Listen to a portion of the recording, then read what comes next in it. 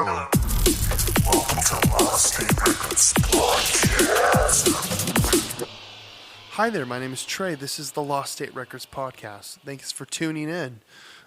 Today on the episode, we're going to be interviewing John Henderson, who is the guitar player, vocalist of a band called Ghost Cat that was from originally, I think, Key West, Florida, all the way down there on the tip, just tip.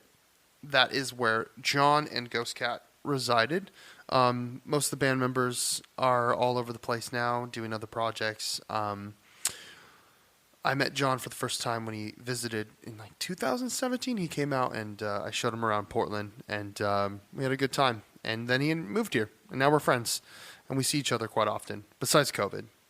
But yeah, he popped into the studio tonight. We did a little episode. We're both pretty quarantined, besides I go to work, but there's no risk of transmission, so I thought it was safe to have a friend over, just one friend. Yeah, that's about it. We talked about quite a few things, talked about music, touring, inspiration for playing music, just life stuff, COVID a little bit. It's been rough lately. It's been very rough. Update with the label. Been dormant for the last year or so. I'm going to try to do some more podcasts.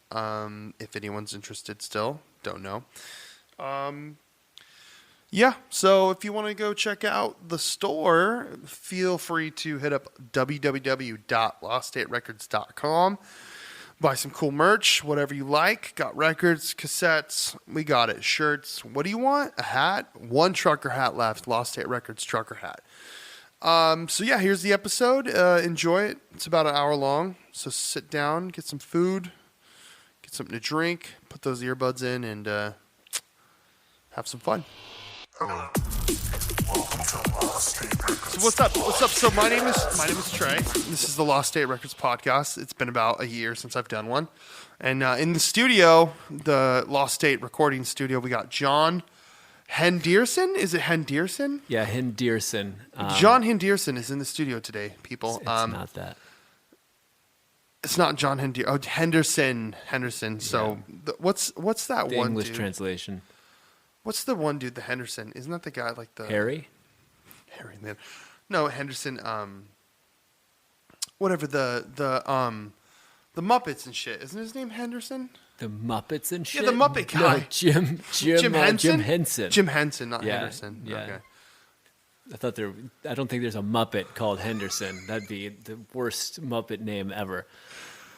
Okay. Yeah. Okay. So what brings you in the studio today? Yeah, I don't know, man. I'm You just invited me over, and So here we are. this podcast is live. We're in the same room. We are not quarantined together. We are breaking protocol for Governor Brown's lockdown in Portland, Oregon, Multnomah, and Washington There's County. still not 6 people in this room. There's not two, 6 people in this room. It's okay. The thing is that we both know we're not COVID positive, and I'm like It's like having sex with knowing that you don't have AIDS or something, you know?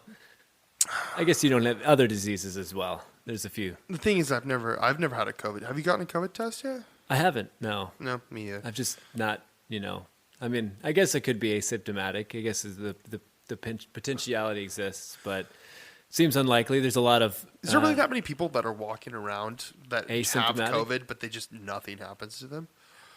I don't know. As you sneeze and cough. No, I'm just kidding. I don't know. There. I guess there could be. I don't know if there's really that many that much knowledge about that specifically. Yeah, I just picture with COVID stuff, they're people that are I think it's asymptomatic when it's you get it, but you don't have. So you do get sick. Yeah, you get. Yeah. You're asymptomatic. Shit. Yeah. No, so let's look at the definition of asymptomatic. No, yeah. so in my head I'm thinking so if you get COVID but it never fucks you don't really have any issues with it. Yeah, you don't feel sick or anything. And the thing is where the people that are At all. asymptomatic, you don't feel it at yeah, all. You don't Like, have I mean, any okay, so effects at most all. of the time, I think if you get it, but you're asymptomatic for like what 2 weeks, and then it hits you. No, you could be asymptomatic the whole time. Yeah, and then you just really? you just deal with it, and then it's works its way through you. But there are other family around me, and they don't have any issues. So I would think that it would show in some capacity around friends and family that I have seen over the last 9 months that this has been present. Have you known anyone that's died from it? Personally, no. I know But 2 people I know are dead. oh wow, Yeah. Wow. I tell people that, and I'm like, not. They're like, oh, I'm so sorry. And I'm like, no, it's sad. One of them, I knew him from this, like, throwing axes and stuff at my work. Oh, I like, think you doing mentioned that to me. competitive axe Yeah, throwing. yeah. Real alpha male kind of shit. No, not really. But he was one of the dudes that run it. His dad got COVID, was fine, then had his 3rd heart attack and died. Oh, So it wasn't really from COVID, and it was like he had a lot of health problems. So, and then the other one was a 23-year-old kid in my college class who I just looked on Facebook one day, and his mom was like posting this long thing, and I was like, "Holy shit!" And it was Oh, like shit. from COVID, or maybe it might have been something else, but it was super well, exact timing to when COVID hit, and like it was pretty obvious. They're like, "Yeah, he if got they sick have, and I mean, that's the thing is it's getting if they die of any complications. I mean, it's the same sort of thing. Not to bring AIDS up again, but it's the same sort of thing as with AIDS. AIDS compromises your immune system, and if you die from a common cold, and you have AIDS, it's still labeled as being AIDS. So it's the same sort of logic. It still was the umbrella of AIDS that killed them. No, for sure. Yeah. I think I saw stories where people were like saying that they didn't die from COVID because they like I said, the dude had a heart attack. So they're like, oh, it's not a COVID death. And I'm like, as if people are disputing like statistics of and that's COVID deaths. When I'm like, that is well, then how did they die? that, From this?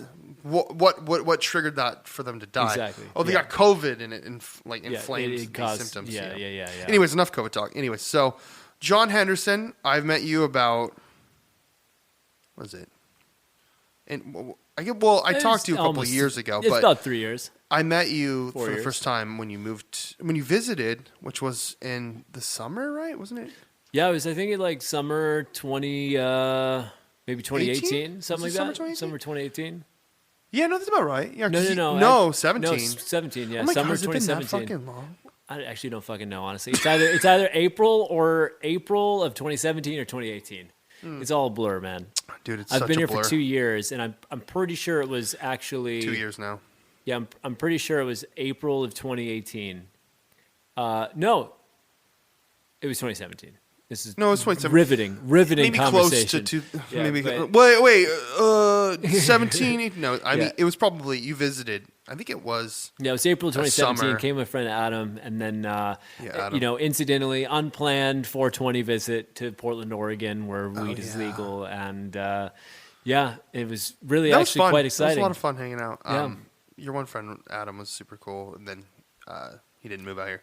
Yeah, he which didn't we've move out here. already talked about that. I'm not gonna say. Yeah, anything let's about shit that. all over him in this. Shit, dude, fuck you, Adam. If you hear this, Adam, if you hear this podcast, Fuck I mean, it's you. not live. I'm tracking this in my garage.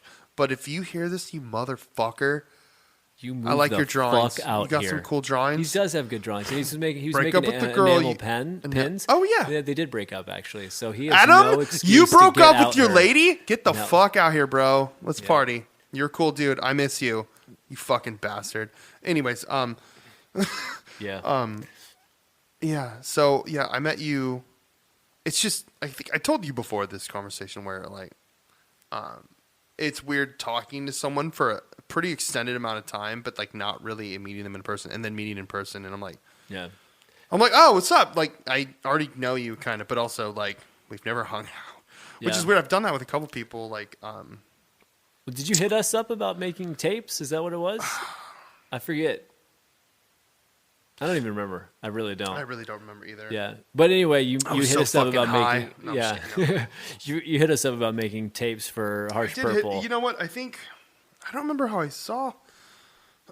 I think I don't know how I found you. I did hit you up, and I said, "Hey, I can do tapes." Yeah, you slid into our DMs. I for slid sure. in. I was like, "Oh yeah." So if you don't know, John Henderson is he was a guitar player / did vocals in the band called Ghost Kitten, something like that. I don't know. It's been so long Ghost since Cat. I put That's out how it's stuff. pronounced.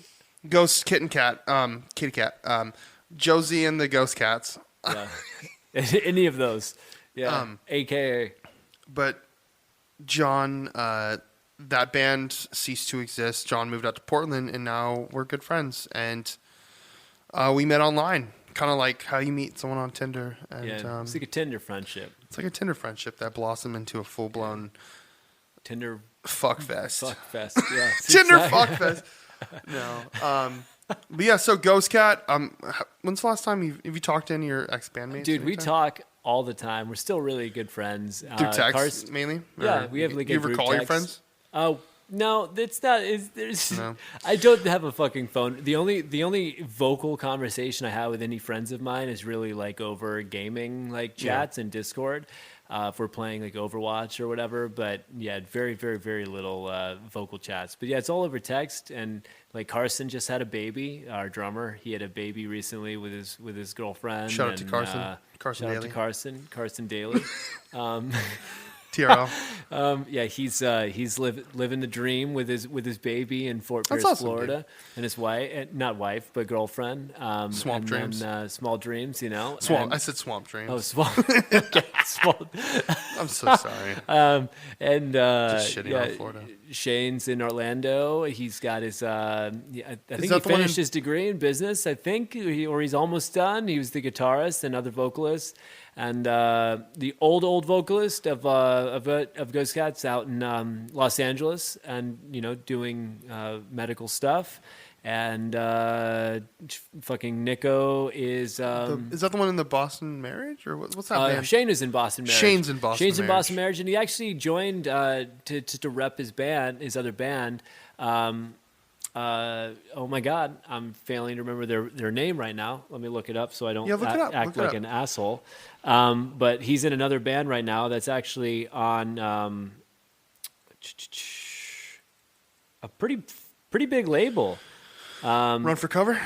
No, Death Wish? Wait, which band was this? Not Boston Marriage, the other one you said? Never Loved is the band. Never Loved. Never Loved, and they Just are like me. I was on never loved. Equal Vision Records. They're on Equal Vision. Oh, They're they're on like, Equal Vision. what do they sound like? Like metal-y kind of? Or like, No, Equal Vision kind of changed their rep a little bit they used some to time be ago. Now they're bad. kind of they used to be Metalcore. really bad, but now they changed their rep a bit. They're pop punk. okay. And they've got Oh, some. dude, that band, Glacier Veins from Portland, they're on Equal Vision. Are they on Equal? They're like Equal Vision / another label. Ah, They're like split between two labels because there's a smaller label that still wanted to be a part of it. So that happens sometimes. It's kind of Yeah. like how some bands work with a small label and they still want to like rep them, so they like force the bigger label to like, hey, we'll do this, Yeah. but you have to work with them, or Yeah. let them have a variant of like a vinyl or a something. colorway. Yeah. Yeah, something like that. I'm trying to think. Yeah, they're doing. I've never well. done that, but They're- I've had bands that left and went to bigger labels and then just forgot about me. But Yeah. they're like, "Hey, see ya." Hey, Oh, see you, dude. thanks. Thanks for the help. Thanks. Yeah, but they're doing well. They were supposed to do like a fucking massive U.S. tour, And then COVID hit. and then COVID hit, and literally like Fucking COVID. at the moment that they were gonna do this tour, and it was like big, and they were coming out to Portland. I was really stoked to see them. I haven't seen them in Yeah. a couple of years now. Yeah, and so anyway, Do you remember what venue they were supposed to play at? I don't, but yeah, I was really excited. So anyway, that failed to happen, but yeah, they're doing really well. He joined as the guitarist. I don't think he's been too involved in the songwriting process at this point, just because he's kind of a late joiner. But yeah, he's he's an amazing guitarist, amazing songwriter. So I'm sure they'll do very That's cool. very well with his addition. Yeah. And I'd yeah, have to- Nico's out in yeah. New York doing. He was the bassist. He's out in New York now doing. I All don't think over he's. the I think he's place. pretty much over music. You know, really. I mean, all of us yeah. kind of. All of us kind of. Just dropped Carson's off. also doing music. Let me not ignore him, but he's doing a band, Sandman Sleeps, I think. Dude, you're such a shitty friend. You don't remember your friends' bands. What's my fucking bands I'm in? You don't even remember. Fuck you, John. No, I'm just kidding. Yeah. Well, yeah. Let me not shit on his band that he's in. I think it's Sandman Sleeps. I'm pretty fucking sure. Sandman Sleeps? Enter Sandman Sleeps? Yeah, Enter the Sandman. Enter Sandman Sleeps. Yeah. Bam, bam, bam, bam. Sandman Sleeps. Yeah. So they're doing that. Sandman Yeah, I mean Sleeps. they're still super new. They started during COVID and stuff, so they're doing that. And Nico and Jose and myself have all kind of taken a pretty significant hiatus from doing any like legit music stuff. Just because. I mean, also you moved out here, and there's I mean, a lot we of talked about life. working on stuff, but it's just one of those things where, I was just either just scheduling and just not for. I think up until now, I've had a lot more motivation to work on shit. Hence the fucking electronic drum set right here, and all this other gear I've been buying. But yeah, COVID's you know had what's a funny? I didn't tell you. Pronged effect where it's like either it Yeah. motivates the shit out of you or it depresses you or you know? When it first hit, when I was stuck with Ashley in her mom's place, we were staying for a little bit. Thank God we fucking did that, man. We would have been so fucked if we stayed in that Hollywood apartment. Oh, dude. We would have been so fucked. All the money that we would have to still be paying rent. I mean, like there was a rent thing where you didn't have to pay rent, but if you didn't pay it, you're still gonna have to pay it sometime. So we would have been fucked and wouldn't be able to save money. But you made a good move. But we did that, and I just remember being super motivated to like work on stuff. And I was like, cool. I was working on some like electronic songs. I was like doing all this shit, and then I just hit a wall and just never touched it. I was like, nah. I just like. I think because the existential dread just set in. I'm like, what's the fucking point? Like, we're going to be stuck for, like, ever because no one's going to fucking get smarter about this shit. Yeah. And we're just going to, like, everything's so fucked. And there's a lot of shit that's never going to come back the same. But it's going to come back. It's going to take... Dude, honestly, I'm estimating, I want to say at least another 2-3 years until things are like even normal again. I think that's maybe a bit far. I would say probably like normal. Like a lot of stuff comes 2022 back. Is probably when it's all going to be be super normal again. I'd say 2021. It's probably like the midpoint of 2021. Stuff will start to kind of resume normalcy, but 2022 it'll probably be. I might be. The Spanish flu, for instance, took 2 years. Was it to really like to fully deal with, and then kind of. I guess I might be a little over dramatic, but 2 years seems like forever. It's going to be a long time. My existential dread about music in general has happened well before COVID. But I mean, once you just tour forever. And see, you toured a lot. See, I've only toured one times with my boys. Machinist, shout out to Machinist. Jeff, you fucker. I love you. Jeremy, Matt, other Matt, Zikorsky, you fucker. I don't even think you're gonna probably hear this, but if you do, I love you. Anyways, they're the only people that took me on tour, and I was like tour managing.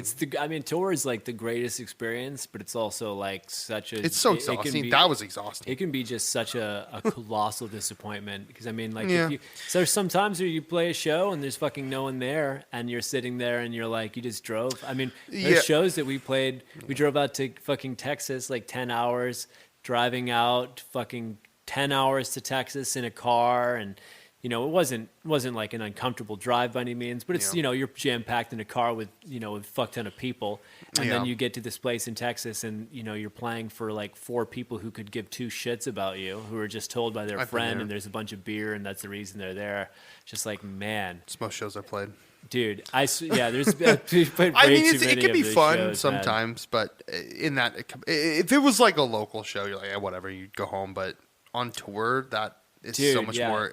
Because you get your, would you say that you get your hopes up thinking this is going to be really good and people are going to show up, and then you would show up and then it'd be shit and then you'd be upset? Yeah. Like, I guess the only way to not be upset is just assume no one's going to be there. So when there's like 5 or 6 people, like, hey, look, there's like 5 or 6 people here, but it's but hard because yeah. when you if you're assuming that there's 5 or 6 people there, or you're like, you're hoping for 5 or 6 people, it's just like, what the fuck are you even doing? Why are you even bothering? There's For just sure. no point. Like, I mean, there's people I know, and I've met people where, like in Portland too, is one of the things where there's people who are in a band just to be in a band. They don't even necessarily care about crafting their music to a certain standard to what they want to put out. They just want to play shows just to be like, hey, their friends at work, come check it out. My band's playing. Yeah, blah, at blah, that blah. point, it's just a social, which is fine. I don't have a problem, but yeah, it's a social device. It's a social like device, wearing yeah. clothes that garner attention from somebody, so that they come up to you and say, "Oh wow, you're wearing fucking." Dolce & Gabbana or whatever the fuck you're wearing or something. And then they're like, wow, Yeah. look at that. It does piss me off a little bit because, I mean, but at the same time, like, I mean, there's probably been, well, like the one band I was in a band called American Memories. I'm still technically in it. Me and Rich are just writing songs via sending files, and he lives in LA. It's brutal to do that. It is brutal. No, but the thing is that the one song we put out a while ago, I made the whole song myself, and then he just sent me his vocals. I sent him a stem of just the MP3, and then he just sent it back, and I mixed it. So nice. That was easy. But as far as working on songs together, it's going to be a little more. He just sent me like DI tracks. Man. You can't the whole organic process of being in a room with a bunch of people and being like, oh fuck, that was great, and like these little moments where you get like this like 2-second little riff that somebody may have came out with that you can like stop everything, do that, do repeat that. It, yeah. What the fuck was no, that? See, I've done a lot of that too, but we would do that when we were together. Like we'd actually jam, and I mean, most of our fucking albums we just literally hit record and just fucking tracked things as we went, and just went, okay, that's cool, and then just finished it, and then layered because I would do drums, he would do guitar. And then we would layer in the bass. I would do. It's funny because he was a guitar player and I'm the drummer, but then I would end up doing most of the bass, and I would do lead stuff because he wasn't super solid on lead guitar. Yeah. And then we would switch off like a couple songs I wrote and recorded the guitars for. So I never credit myself as the guitar player because I don't give a shit. It's just part of the band. But I just think that I got so complacent with certain bands I was in where it was always like one band, I love him. He's like a brother to me. We're still best friends. But it was like, this is my music. You're just playing. And I'm like, and I was content with that. But then at a certain point I was like, I want to like do more than that. So it just got really like old. But it's a weird attitude about how to, I mean, it wasn't never mean. Music. It was just like, it was almost like like I already knew that going into it, but then realized, this is not fun. So I would, he'd be playing shows and he'd be looking at me. He's like, I'm just going through the motions and be like, I played bass. Like it was like an indie rock band. And I'm like, I don't want to play this. Like this doesn't inspire me, but, yeah. No, I mean, yeah, there's definitely like those, but that's one of the downfalls where I just got so, I don't know. I didn't, and then the only time I ever felt really happy playing music was me and my friend Rich together. Because we would just write shit and we'd put it up and, we'd put it on digital and I'd make CDs or cassettes, and then when we'd sell one, I'd be super stoked. Like even now, like with the label, like I sold a package to a guy. Shout out to, it's either Ali or Ollie. His name's Ollie. He bought a package in Portland today. I went and put it in a box and I threw it in there. He bought 2 records and I threw a shirt in and I was like, what size are you? I emailed him and he's like, large. I was like, okay. So then I just went and dropped it off, and I'm like, hey, I'm going to drop it off. And so I dropped it off and put some buttons and other shit, and he was super stoked. Nice. He emailed me back. He's like, oh, thanks, Mom. I was like, yeah, dude. Like, I still get stoked as if I'm, it's not like I'm fucking Epitaph Records over here. but to me, it never was about making as much money and or doing this just as a business. I mean, I've lost thousands of dollars wasting on putting out stuff, putting records. Like this one band I did tapes for, they're called Ghost Cat. They fucking suck. No, I'm just kidding. But I have shit that I've been sitting on for years, and I get upset sometimes. But I realize, I I made a bad call. It was my fault. I thought maybe it'd be cool, and it fucked up, and that's me. So now I'm eating all that money I spent. But yeah.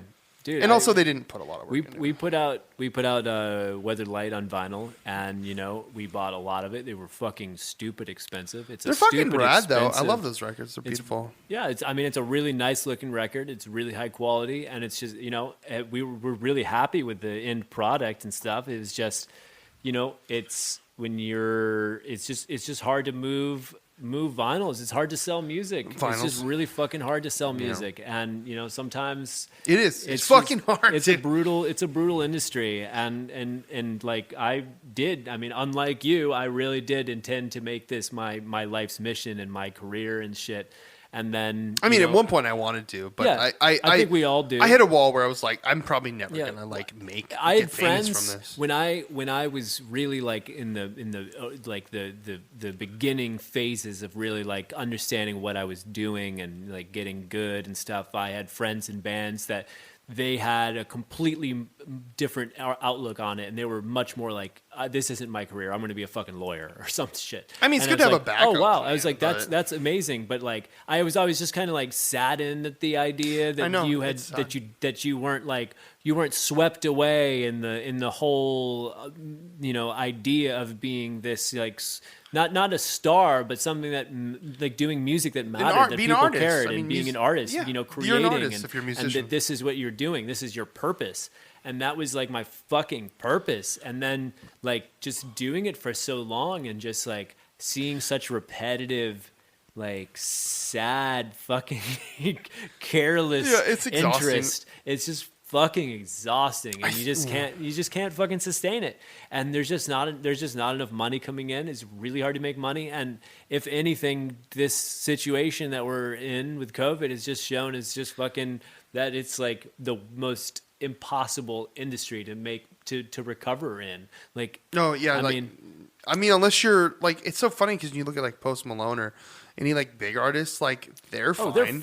They're fine. They even regardless of the label contracts and everything, if you take into account how much you make for streams and stuff, and like on the regular, how many streams a month they get, bro, like millions and millions and millions of streams on all that adds to like actual money. Which, I mean, even the small amount of money you get from streaming, at the volume that they're getting streamed, it's fucking exponential. Even bullshit radio plays. Like, when you're in, radio plays like probably like what, like 25 artists tops, 25 artists, and they just you just play like maybe two to four tracks an artist.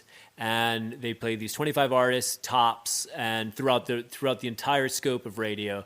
And every single time they play, all day. They royalties over and over and over and over again. And to enter that world, it's an impenetrable wall. You cannot potentially even get there. It's inconceivable. I never even thought about. I'm like, the radio stations, they pay royalties when they play their songs on the radio and shit. Yeah, they play royalties. I wonder what the cost of that is. Stupid shit is fucking those little goddamn jukeboxes. If someone plays your song, like the royalties. TuneCore. Yeah, I even think that you get a royalty when someone Shazams your song.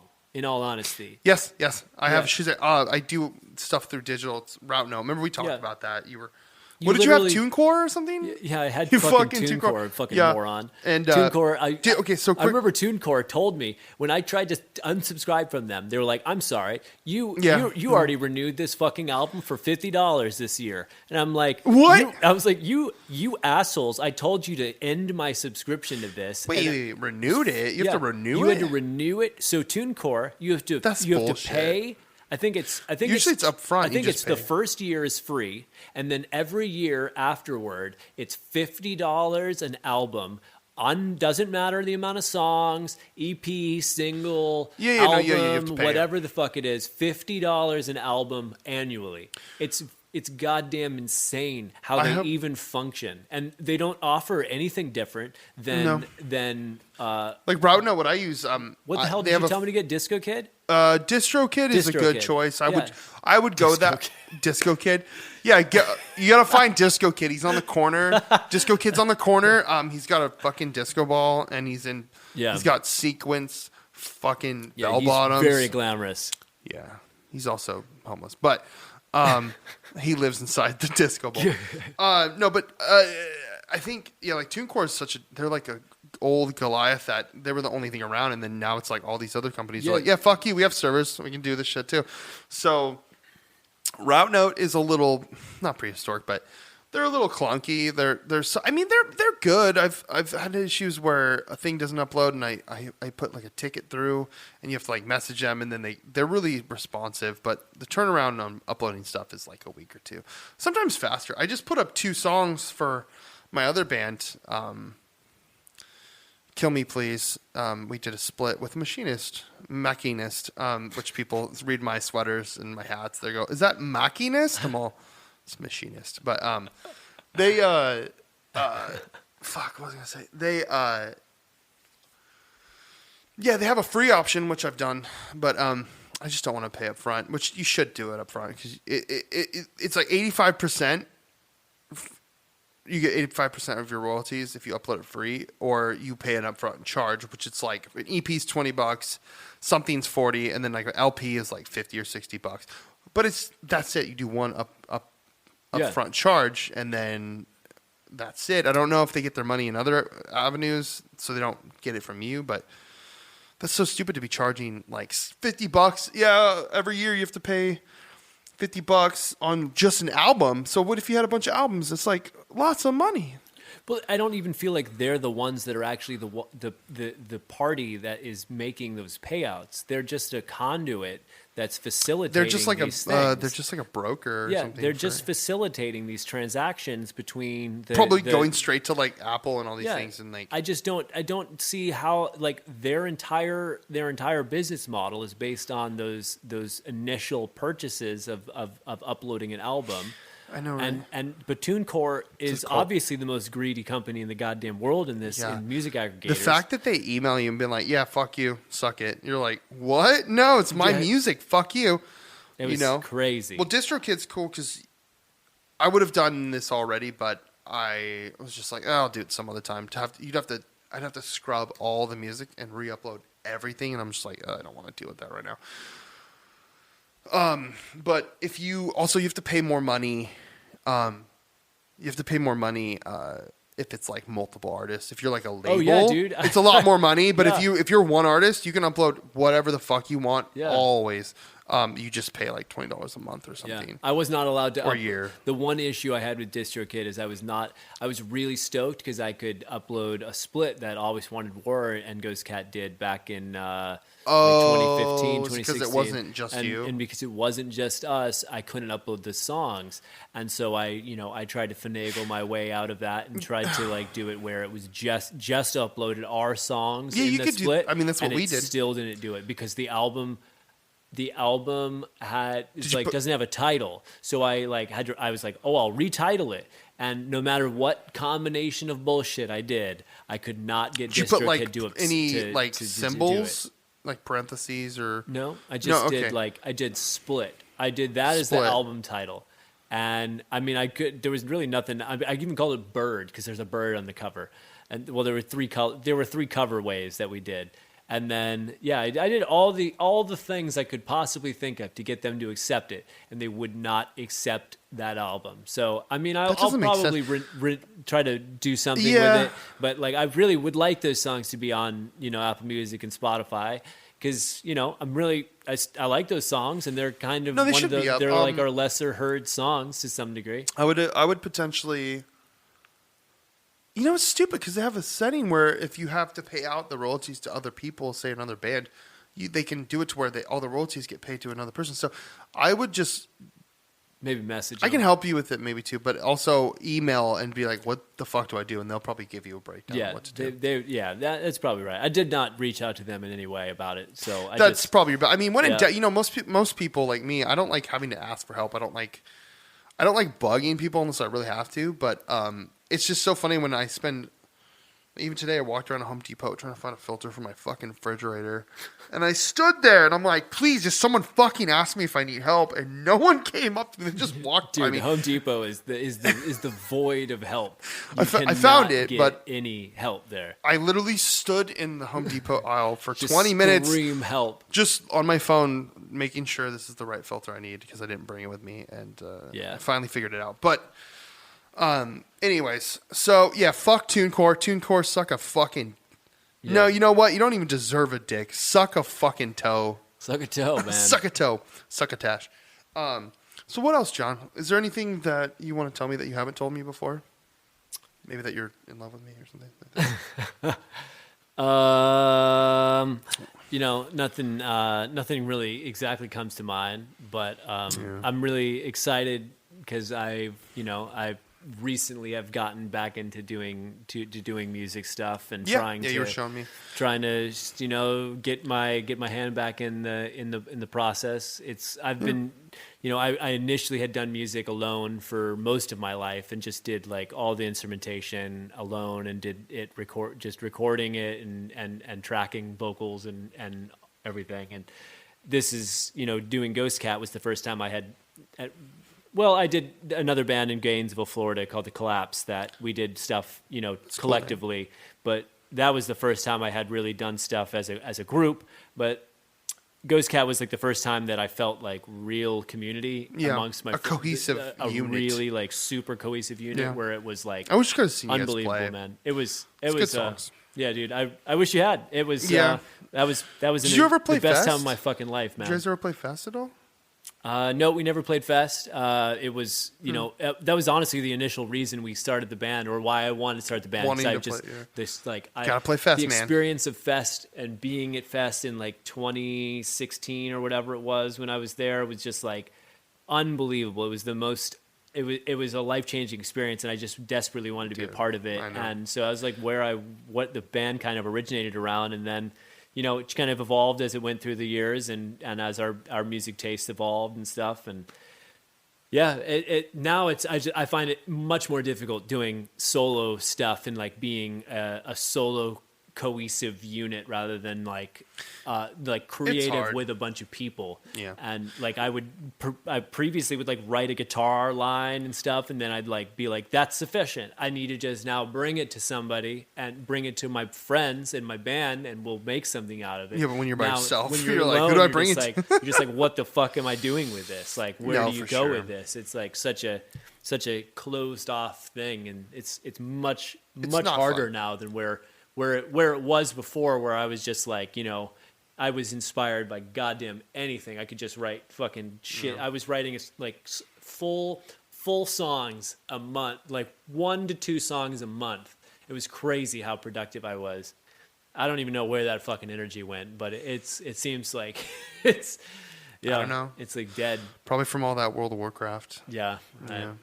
John, if you don't know, John's a really big World of Warcraft fan. Well, not really. But. No, anyways, I'll skip that. I forgot. Dude, my brain's just jumping around. But anyways, I'm not even prepared to. Usually, I'll have like a list of notes, but obviously, we just did this on the fly. But what?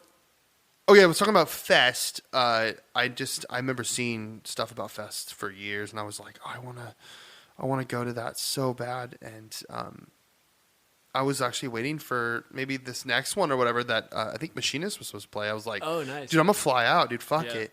Oh my god, they were gonna tour through like Georgia and then go through Texas a bunch and come back this last winter. And I was going to maybe go with them. And I'm like, I don't know if I can afford it. So I didn't go. But fucking glad I didn't plan that out. Because the whole COVID, I would have been fucking fucked. Yeah, you would have been fucked. I would have been fucked out of so much money I spent if I flew. So I was like, God, good thing I didn't fucking go with them on that tour. But I always wanted to go to Fest, and one day, hopefully, they still do Fest. I want to go to Fest. Yeah, so I mean, it's going to happen. It just seems cool. It just seems cool. I have no concept of what it's like. It's changed. I've just seen photos, and it's changed a huge amount. I mean, I think I've told you, but like back in it was fairly recently, but sometime. What am I talking about? 2016. I said fest just a bit ago. No, it was like 2010. I think that the fest that I first went to. It was a while ago, but that sometime in the beginnings of the tens. A bunch of crust kids fucking got into some goddamn massive brawl with the cops at a house show. Oh, yeah. And just like fucking beat the shit out of a bunch of cops. Oh, wow. Good for them. You know, however hilarious that, I know, that is. No, I know, but not if it ruins a whole fucking thing. It basically ruined the house show situation. So Fest at that point, you would go to Fest and you'd have all these shows, and it was so easy to get into the shows. You'd have there's just like bars everywhere in Gainesville, and you go to a bar and there's a band playing at the bar, and there's the entire day it's just that bar has all these bands, and then the next bar over has other bands, and the entire city is just crawling with bands, and then you would go, and then there would be house shows everywhere, and there would just be constant shows everywhere you would go. And I remember I saw Algernon Cadwallader. Oh, you saw them? Whatever the fuck it is. Cadwallader? I don't know. Whatever. So I saw Philly, them in this house show. And I remember walking up, and it was just this, it's burned in my fucking brain. I walked up, and there was just walked up this driveway, and the house, and just in this back, like, garage, like this unbuilt, like, just weird room, this big fucking room, this big garage that was just wooden rafters across the roof, across the ceiling, and this band, just, you could hear them just slightly, and then you turn the corner, and it was just this enormous sound, and the entire room is just hopping. What band was it at Algernon? Yeah, and it was just this party. It was, and I mean, I just fucking just had to be in that, and I got in that, it was the most life-changing experience. I remember feeling something I had never felt in my life, this sense of community and like passion, and like life in music that I had, that like it doesn't really exist in other genres. You can't like explain it. It's just something you feel. It's something so you're you feel. And no, I've been that I've genre been doesn't. I mean, like you like Radiohead and you know, dude, Algernon is such a weird category because they're like the emo revival / emo / twinkle noodlecore, but they're so fun. But you get these other bands, and they're fantastic and stuff. Like what I was saying about Radiohead. Like you go to the shows, like you have a great time, but there's a totally different energy in something that you like in that kind of experience in that band. It's like, more communal. Like it's like it lends itself to it's therapy, man. It's crazy. They lend themselves to more like a. Yeah, like not a communal, but like they lend themselves to more like it's really accessible when you listen to it. Like the first time I listened to it, like my first thought, I was like, I like how it sounds. It's cool. Yeah. And then and I'm like, what the fuck? Yeah, and it's a little difficult to listen to the recordings of them. You know, and I'm like, this is. Silly. It doesn't translate well. No, in no, not at all. It really doesn't. No, and I mean, but I still like the recordings. I have that on cool. vinyl. It's cool. It's definitely cool, but the energy just doesn't translate. I can picture it. Yeah, but that experience was just unbelievable. And then I remember going to Fest the next year, and somehow they oversold Fest tickets. So it was like it was like where previously you could go to a venue and you would be able to move and go around the whole city and go to all these different shows and go back to the venue to see whatever band you wanted. And it was no fucking problem. At this point, you couldn't leave the venue. There was a line out the door. The moment that you left that venue, you lost your seat in that goddamn venue. Do you think they did that on purpose, or was that just an accident? It was apparent. They said it was an accident. So I was stuck in. I bet it wasn't. I was stuck in a smoking bar for literally 12 hours listening to to wait for Piano Tweak on the Teeth, La Dispute, Touche shit. Amore, Oh, shit. and all these bands because I wanted to Stacked. see all these bands and I Yeah. didn't want to fucking leave. Wait, so the whole I had bar to was a smoking bar? The entire bar is a smoking that's bar. gross. So it was just like it was. That is it was, pretty gross. It was staying in the same bar for 12 hours in a Breathing in smoking bar, secondhand breathing and smoke. smoking, secondhand smoke was not a fun experience, and it really fucking sucked, man. It was a bad. Did you fest. the next day were you And like then, yeah, and that also was the same year they did away with house shows. So like Dikembe and all these bands and Into It Over It and all these bands that were doing these house shows that they would were they we playing would- Festu? They were also, playing or Festu, they were doing and they house would shows all too? do extra house shows. See, that's dude, you'd fuck go to that. you'd go to a house show and a band would set up, and I mean these are big bands, right? A band would set up. They would play one song, the cops would show up, they'd shut it down, then you'd hear from somebody, Hey, this other house- they're moving it to this other house. And then you'd go to that house and they would set up and they'd play one song and then the cops would show up and shut it down. You know, there's a rat. There's probably always someone who's a rat who's there telling the cops There's that. got to be something, Dude, man. fuck all the rats. Fuck rats, Fuck dude. rats, man. Dude, I've like always had a with house shows. I've been to some cool house shows, but also I've been to house shows that were really lame. And obviously, it's not always going to be great. But I never felt either. I mean, maybe now it'd be fine, but like that one that Portrayal of Guilt house show we went to. Like it's like a bunch of young punk kids, and the house is just trashed. That was on my birthday. That was like that show. It was cool. Yeah, that gave me some really good feelings, man. That was Yeah. good vibes. That was a cool experience. I think it's just a socially awkward anxiety thing I have where not always, just certain times I just feel really uncomfortable. Like I'm like, I don't belong here. And I like don't feel comfortable and or like either just end up hanging out for a bit and leaving or Yeah. I think that's more of an that's real. anxiety thing. But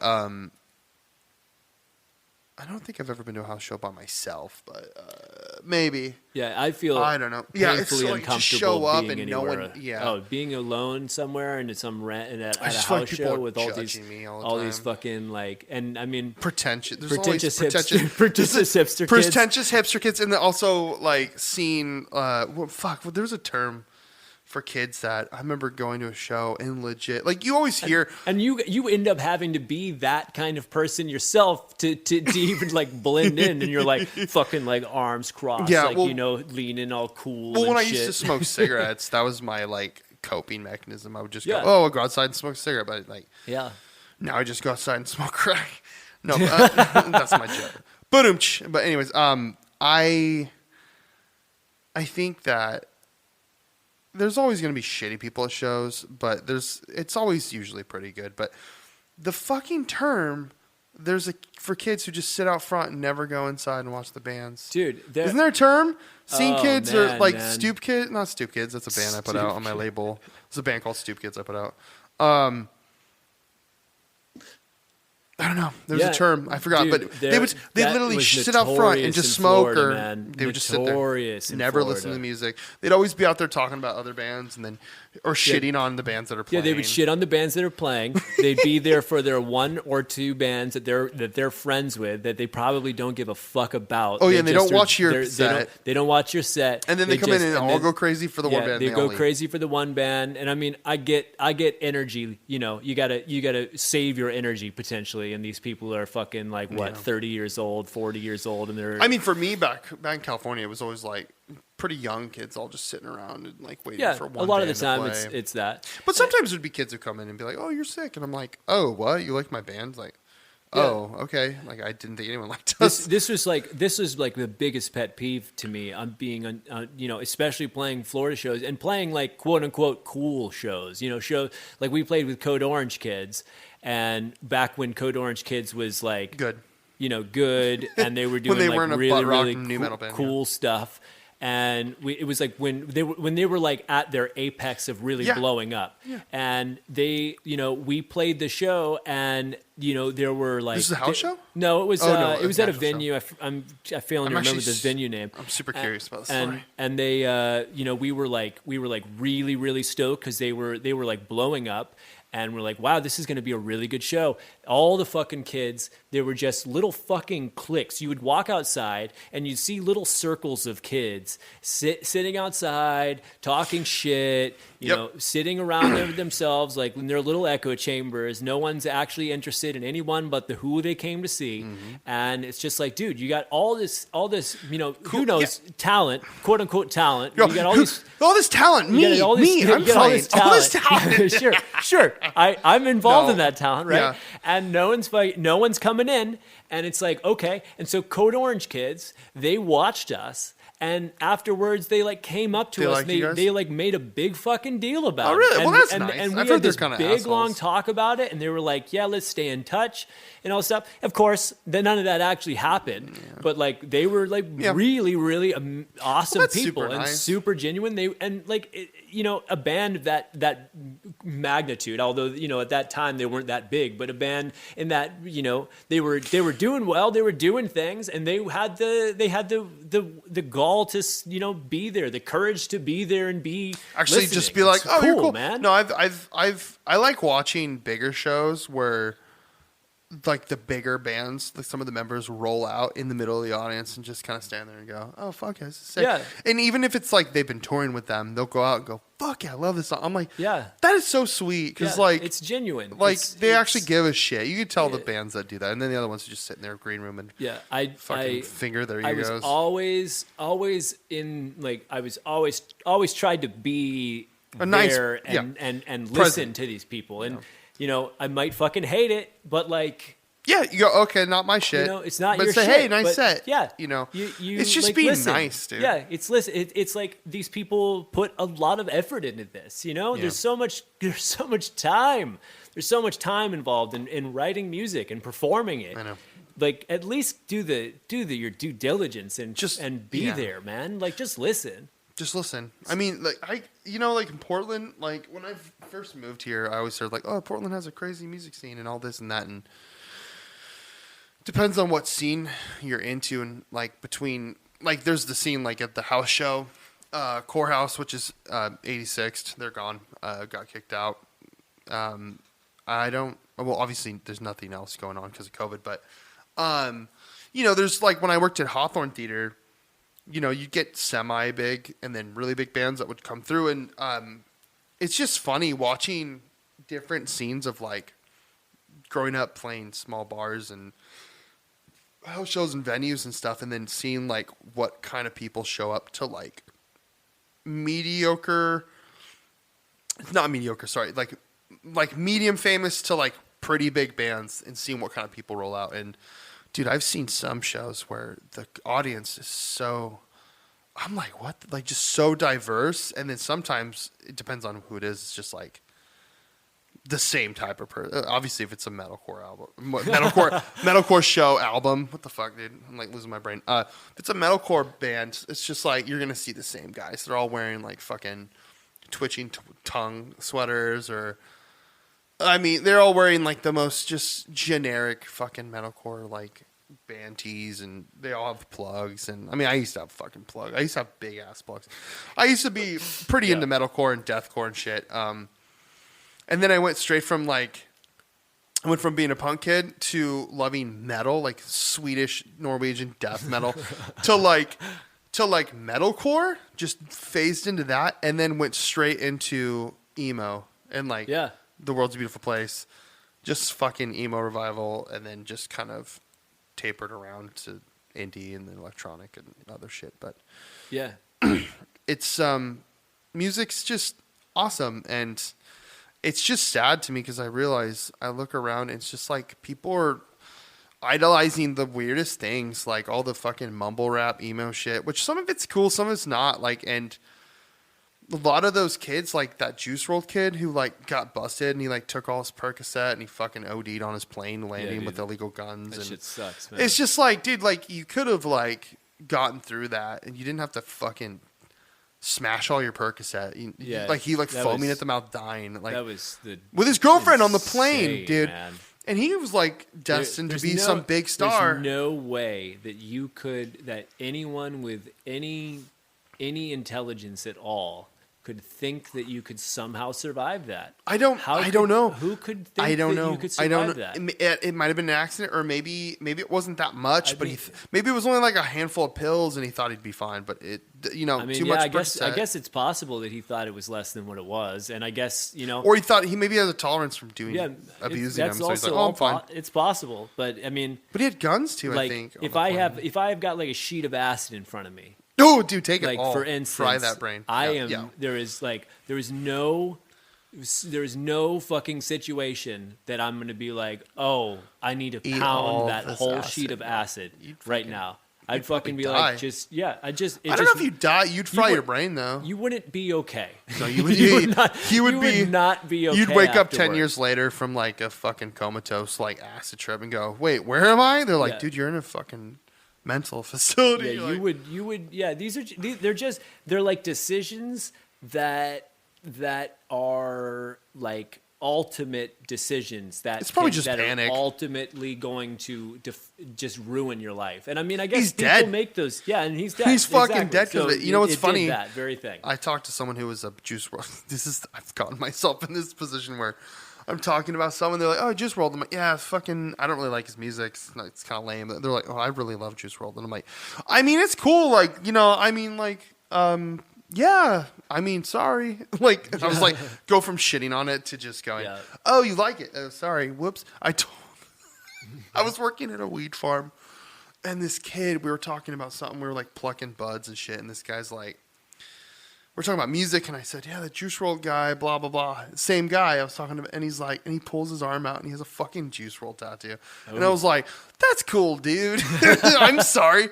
I'm like, I mean, like, I'm not into it. If people like it, like you like it, that's fine, but it's not my thing. Yeah. I'm never gonna bag. I used to be really judgmental about some shit, but I'm never gonna bag someone if they like something. If you like judgmental back in the day, man. Yeah, dude. I mean, I still am, but that once like so. I was really, really anti-screaming. Like, I was super anti-screaming. Really? I thought screaming was like the worst thing I've ever heard in my entire life. And I remember my friends would come over who were all like scene kids, and they like would put on screaming music, and I'd just fucking shut that shit off. Were they wearing studded belts? Oh yeah, dude, they were studded belts, little bleach spot. No, it was like not that emo. Post that. Oh, post emo. But, yeah, it was like. They would play that stuff, and I fucking hated it. And then it actually took Fest to then kind of like open my mind and broaden my horizons to this. And then I became obsessed with it. And then I like went through the whole fucking world, man. Yeah. I went through all the metal, emo, screamo. I don't understand. I think I just listened to some stuff and went, I like that, and I just liked it. I didn't. Like, one of the first bands I can really think back was the first time I listened to Norma Jean, the Bless the Martyr, Kiss the Child album. I was all, what the fuck is this? This is sick. And I remember listening to it a bunch. I fucking hated that. Bro, I loved it. And I'm all, dude, I like it now. It's so aggressive and he's mad. And there's something when you're younger that resonates with you when you're just a bag of emotions and fucking hormones, and you're just angry and you don't know what the fuck you're doing. So like, to me, that just translated to like my inner fucking feelings, and I just was like, I like that. Yeah, I was in a whole other world, man. I was listening to David Bowie, man. I was into David when I was that age. I was into David Bowie. When you were what, 15? When I was 15, 16 years old. Bro, I was listening to David Bowie when I was 5, so suck it, dude. Yeah. No, my dad would play it in the car. I was listening to Nine Inch Nails when I was like 5. Fucking loser. Yeah, so I was that was the sort of shit I was into when I was that age. Pretty Hate Machine or what? Yeah, Pretty Hate Machine, and Downward Spiral, and Broken. You're a Pretty Hate Machine. Yeah, but yeah, dude, it was.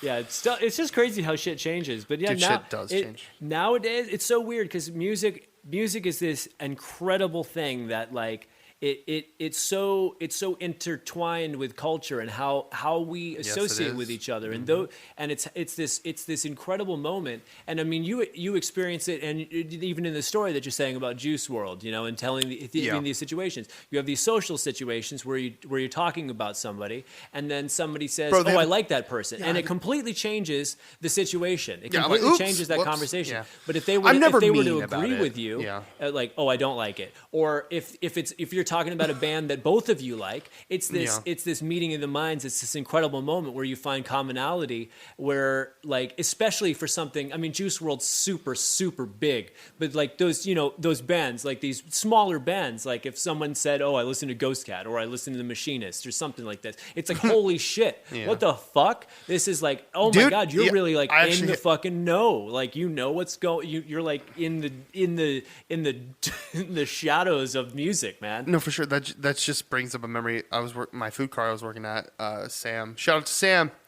He probably won't hear this, but he's from Texas and he's like into metal and grindcore and all. He has the coolest fucking band shirts, dude. He shows up with a new band shirt every day. When I would see him, I'm like, dude, what the fuck? That's so sick. He's like, one day it's a Bathory shirt, and then the next day it's like a fucking really vintage Iron Maiden shirt, and then like just the cool shirt, and they're always cutoffs too. And he was talking, and I was the same thing you were mentioning, Machinist, and I was like, and I was wearing a Machinist sweater or shirt, and he was like, oh, I like that. He's like, oh, I know those guys. And I'm like, what? Yeah. And then I'm like, oh, you're from Texas, and that's kind of close. Like, you might have seen them. They've been around for a bit, so. And it was just funny to go like, you know them? And he's like, yeah, I like them. They're cool. I was like, Yeah. You know their music? And I'm like, dude, you're fucking cool, bro. Like, Yeah. it's just so weird that you can like commit. Yeah, It's you just a can- connection, dude. It's like finding a commonality with someone, like Yeah. where you can connect and get to know them and be a human. Like, And in high school, like a those social moments, thing. those moments are the most important things that you can have, because especially like if you're into music and you're into like not popular music, you're not into the radio shit. Oh, you're I listened to you're- underground You know, when I you was listen younger, to you yeah. listen to this just to be a broad umbrella. You listen to underground music. You're finding someone that shares that interest with you is like. You don't feel alone. You don't feel anymore. alone. That's exactly and what it's it is. it's so important, and it's like now in the way that we have music, the way that Spotify and Apple Music has just overwhelmed. It's a the music. lot, dude. It's almost So much. It's both bad and good. And I think it's a little bit mostly bad because now it's too easy to find music. It doesn't have that challenge that makes that makes you feel like you found something really special. And it's so like bought and sold. You can just sort of like there's no tangibility to it where like you went and you found something or you found this band camp or whatever or however you found this music. Blogspot. And now you just consume it. You just take it, you listen to the album, you've consumed it, and it's over. And now you're cool. You're a cool person. You got that check off your box, and then you get to move on to the next cool thing. And now you're just getting cool points. It's like the whole difficulty of it is lost, and so now it's just consumable music. It's really sad as far as I'm concerned. But No, for sure. I feel like with the future of music, like I think in the end, not the end, but I think that in the end of the world, Spotify. the end of the world, all these metalcore bands talk about the end of the world ending, being swallowed by the fire, just really vague platitudes that metal. You know what I'm talking about. Of course. The earth was burning, and at the end of like civilization as we know it, maybe. But I think Spotify and like Apple, I think it'll just be the downfall of music ultimately. I think it's great now. I have Spotify. Yeah, I always it's super useful. It's great. I fought it until I was like, oh god, this is just so convenient. I literally would download Bandcamp albums, then have to put it on my iPod, and I was like, fuck, I hate doing this. It's so fucking tedious.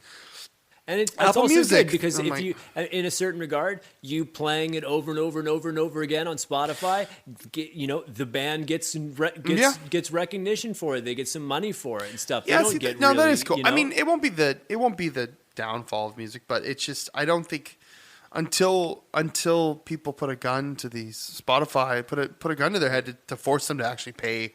Yeah, they don't. Dude, pay, like the dude's a billionaire. Yeah. The guy's like a fucking billionaire. He owns don't- Spotify. They don't Dude, pay enough. That's Like, ridiculous. It's really bad. Yeah, it's really bad, and it's really kind of altered the way that music, the value of music, the time that's gone into it. It's just like the efforts lost. Yeah, no, it's and devaluing. It really does devalue it, and I don't But know it's if labels if that did people that. people really kind of recognize how don't. that works, because Yeah. when you're just like notified, oh, so and so just released a new album. Oh, I remember I would spend hours just scouring the internet for music, hours, and when I found something really special, I was just Fucking stoked. so fucking stoked. I felt like I stepped into something that no one knew about, and all that would do would like it would make me feel like I was in on something that was just so special and unique, and it made me feel so good about myself, and it made it. And when I shared that with somebody, it was the shared thing that made us both feel really good about ourselves, and can create a friendship from it. That's some of now the- it's yeah. like you don't get that. You get a notification, fucking Sweet Loon put a new record out. It's like, oh, okay, cool. I'll listen to it. All right, that's done. Oh, cool. I'm over it. Yeah. I like that song. Add it to my library. Okay, I'm Yeah, over it. I mean, most of the time I'll go out of my way if I really like something. Like I'm like, oh, I'm gonna buy that record. Yeah. I'll buy a record because then to me, if there's a vinyl, I'll buy the vinyl for sure. Yeah. yeah, because then that's directly. I try to buy it from them and/or maybe the label because the label's giving them money too. So Sure. it's like either way.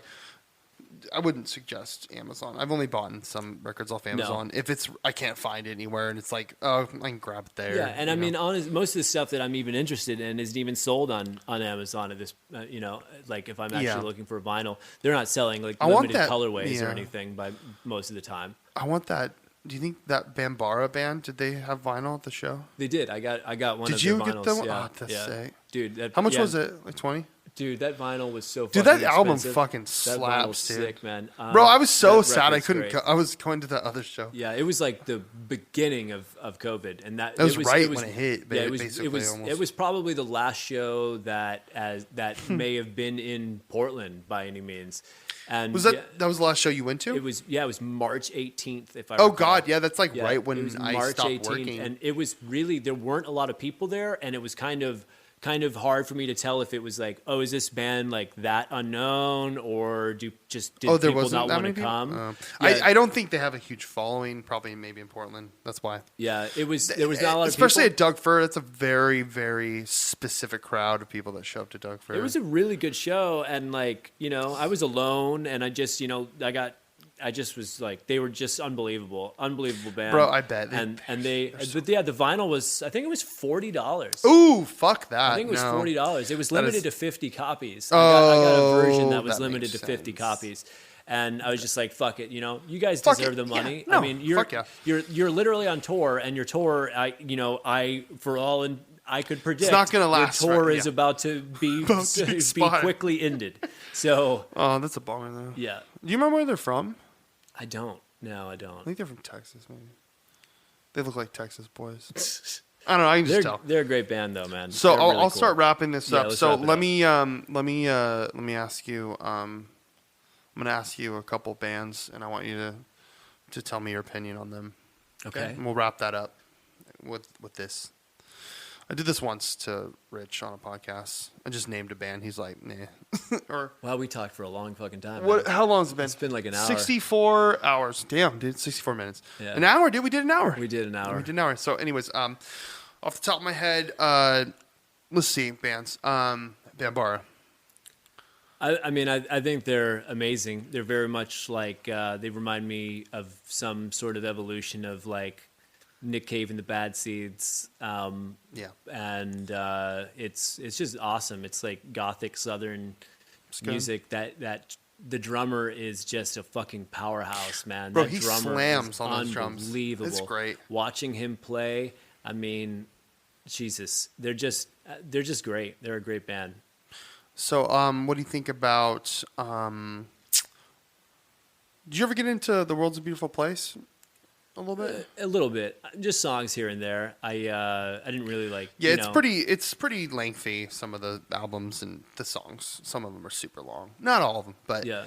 it's not for everybody. But I loved them Yeah. a lot. No, they're definitely really good. I don't entirely there were songs.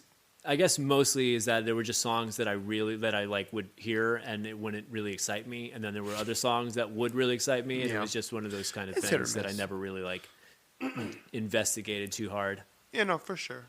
Anyways, so thanks, John. Thanks for coming in. Thanks for doing the podcast in my studio. Lost State Recordings is the subsidiary of Lost State Records, and it's been a lot of fun. And Okay, check out Ghost Cat. oh yeah, Ghost Cat. Check out Ghost Cat, old Ghost Cat songs and stuff on ghostcat.bandcamp.com or Yes. Also, go to Lost State Records to buy the rest of Ghost Cat cassettes. yeah, there's Harsh stuff on Purple. there. That harsh perp, dude. Smoking that harsh perp. All right. Thanks, John. Thanks for coming Yeah. in, man. Thanks, Trey, man. All right. See you guys soon. See you, bud. Bye, guys. So, yeah, that was the interview with John Henderson from Ghost Cat. Go ahead and check his music out. And look out for some new projects coming from John and me, possibly. Who knows? But, yeah, thanks for listening, and hope you have a great day or night. So, take it sleazy. Bye.